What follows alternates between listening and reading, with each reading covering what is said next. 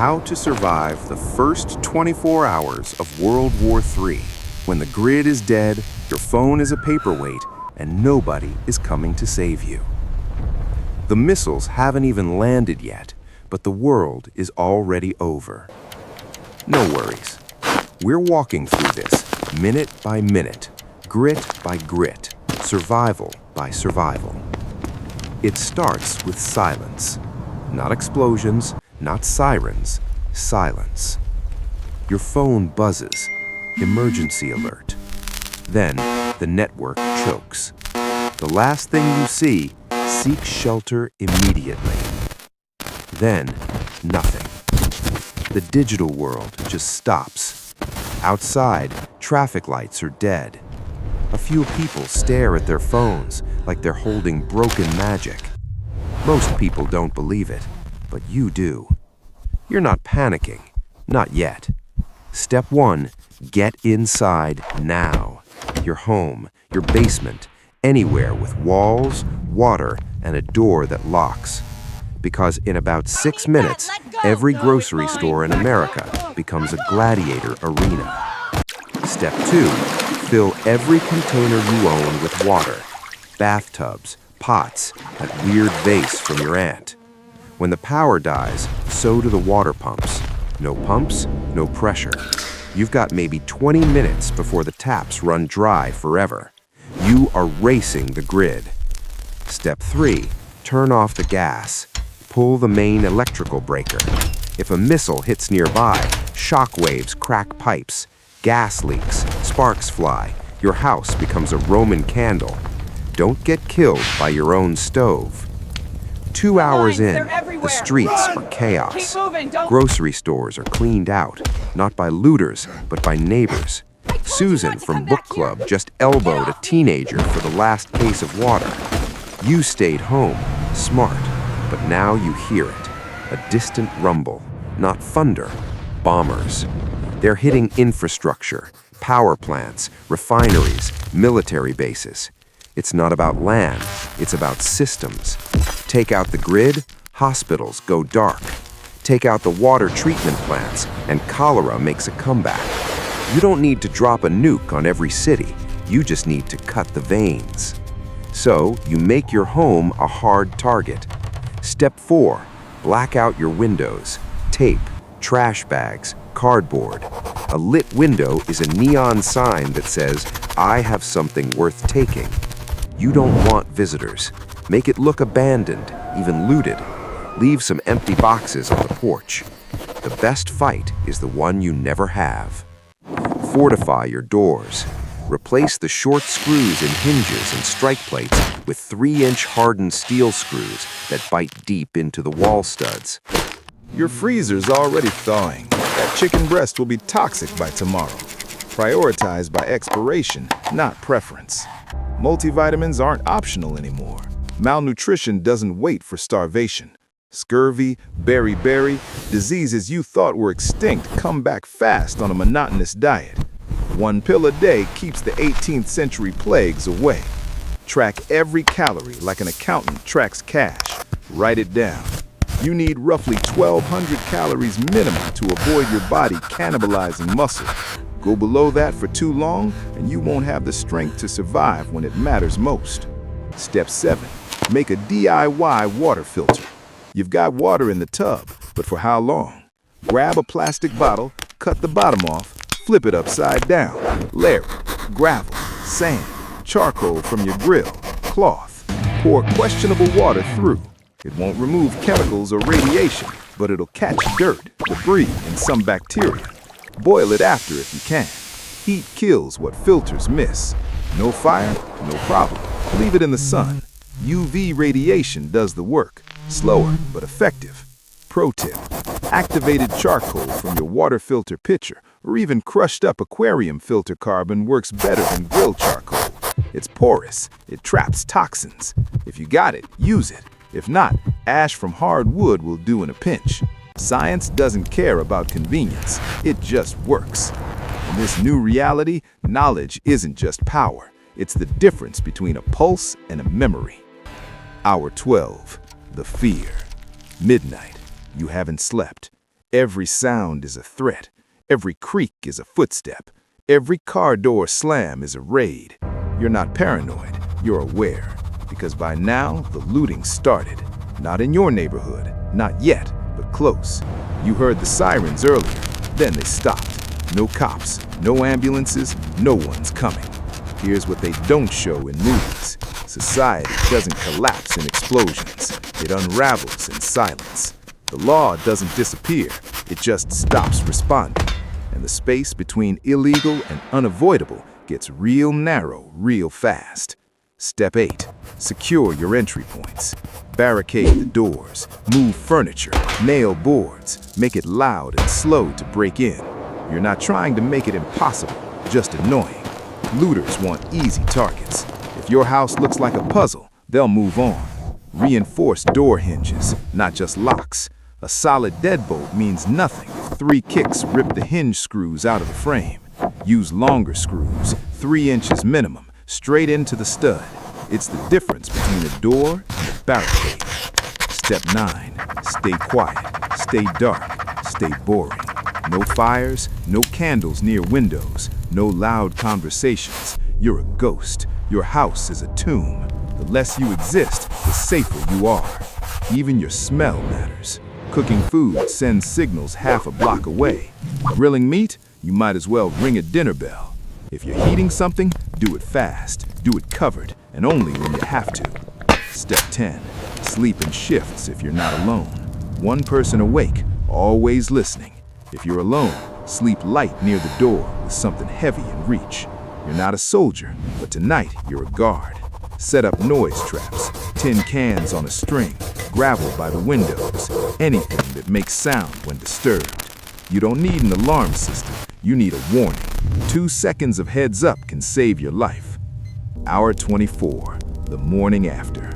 Dawn breaks, you're still alive. The street's quieter now. It's not safe Few here. people are outside, Where would talking we go? in hushed voices. Someone's crying, someone's praying.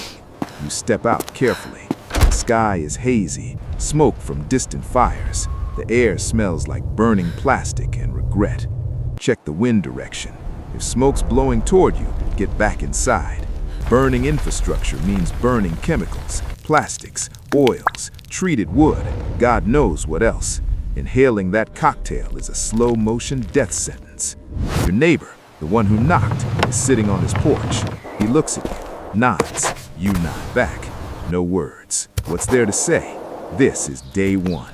Not the end, not the beginning, just day 1. You've got water for a week, food for 2 if you're careful. A radio that barely works, a filter made of trash, a barricaded door. You're not thriving, but you're breathing. And in World War III, that's a win. The survivors won't be the strongest or the smartest. They'll be the ones who adapted fastest, who stayed calm when others panicked, who made a filter out of a soda bottle while their neighbor was still refreshing Twitter. Evolution doesn't care about fairness. It rewards preparation. Start thinking in weeks, not days. This isn't a weather event. It's not a blackout. The infrastructure that took decades to build can't be fixed in a weekend. The grid, the supply chain, the normie, gone. What you do in the next 72 hours determines whether you see week 2. Here's the science nobody tells you. Modern war doesn't need to kill you directly. It just has to break the systems that keep you alive. No power, no water, no supply chain, no information. You don't die from a missile. You die from dehydration, infection, panic, desperation. But if you know the basics, water, shelter, silence, rationing, you buy yourself time. Time to adapt, time to think, time to survive. The world didn't end in 24 hours, but it changed, and so did you. No bottled water, no problem. Just science, scraps, and the will to see tomorrow. Welcome to World War III. Population uncertain. And in World War II, that's a win. The survivors won't be the strongest. They won't be the smartest. They'll be the ones who adapted first, who stayed calm while others panicked, who made a filter out of a soda bottle while their neighbor was still refreshing Twitter. Evolution doesn't care about fairness. It rewards preparation. Start thinking in weeks, not days. This isn't a weather event. This isn't a blackout. The infrastructure that took decades to build can't be fixed in a weekend. The grid, the supply chain, the normal, gone. What you do in the next 72 hours determines whether you survive to week 2. Modern war doesn't need to kill you directly. It just breaks the systems that keep you alive. No power, no water, no supply chain, no information. You don't die from a missile. You die from dehydration, infection, panic, desperation. But if you know the basics, water, shelter, silence, rationing, you buy time. Time to adapt, time to think, time to survive. The world didn't end in 24 hours, but it changed, and so did you. No bottled water? No problem. Just science, scraps, and the will to see tomorrow. Welcome to World War III. Population uncertain. In World War III, survival is the victory. There are no heroes here, not the strongest, not the smartest. The ones who make it through are the ones who understand first that the world has already changed. While others panic, they think. While others shout, they move. They're the ones who learn how to clean water with a plastic bottle and charcoal, while their neighbor is still staring at a phone, waiting for a signal that will never come. Evolution doesn't care about fairness. It doesn't reward good intentions. It rewards preparation. So stop thinking in days. Start thinking in weeks. This isn't a storm that passes. This isn't a blackout that resets overnight. The systems that held your life together took decades to build and only hours to break. The power fails, the supply chain snaps, and normal life disappears without a sound. What you do in the next 72 hours decides whether you see week 2. Here's the part no one explains. Modern war doesn't need to kill you directly. It doesn't need bombs on your street. It only needs to destroy the systems that keep you alive. No electricity, no clean water, no medicine, no information. You don't die from a missile. You die from dehydration, from infection, from panic, from desperation. Hospitals don't collapse in flames. They fade. Phones don't go silent all at once. They drain. They disconnect. And one day, you realize you're on your own. This is where most people fail.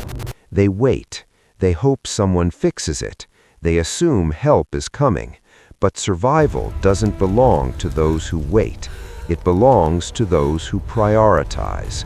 Water before food, shelter before comfort, silence before speed, rationing before hunger. If you understand the basics, water, shelter, silence, rationing, you buy yourself something more valuable than supplies. You buy time. Time to adapt, time to learn, time to survive. The world didn't end in a day, but it was permanently altered, and so were you. You stop reacting to every sound. You stop trusting every headline. You stop wasting energy. You observe, you calculate, you decide. No bottled water? No problem. Just science, scraps, and the will to see tomorrow. Survival isn't heroic. It isn't dramatic. It's quiet. It's lonely. It's uncomfortable. And it works. Welcome to World War III. Population uncertain.